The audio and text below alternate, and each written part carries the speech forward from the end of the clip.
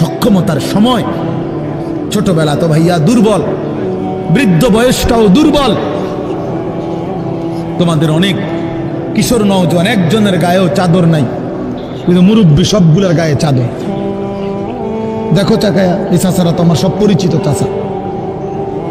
অর্থ হইল এই বৃদ্ধের এই দুর্বলতা তাকে চাদর গায়ে দিতে বাধ্য করেছে।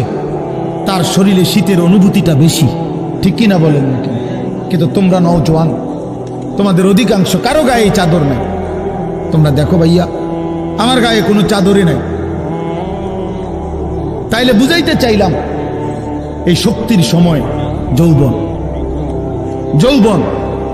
যুবক চাইলে পাহাড় কাইটা সমান করতে পারবে, যুবক চাইলে সাগর নদী মাটি দিয়ে ভরাট করে দিতে পারবে।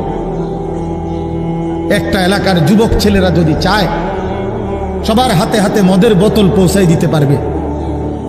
একটা সমাজের ছেলেরা যদি চায়, সবার হাতে হাতে নামাজের মুসল্লাও তুলে দিতে পারবে।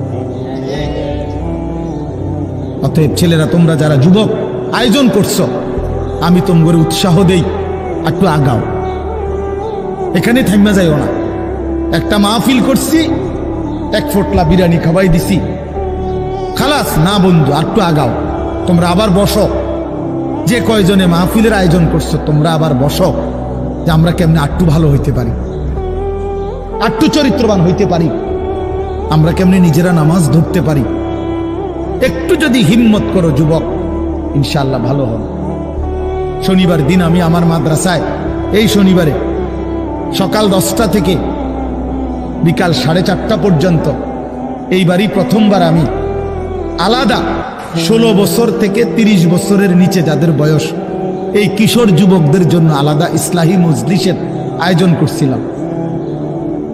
আমার শায়েখ আল্লামা মুফতি মুশতাকুর নবী সাহেব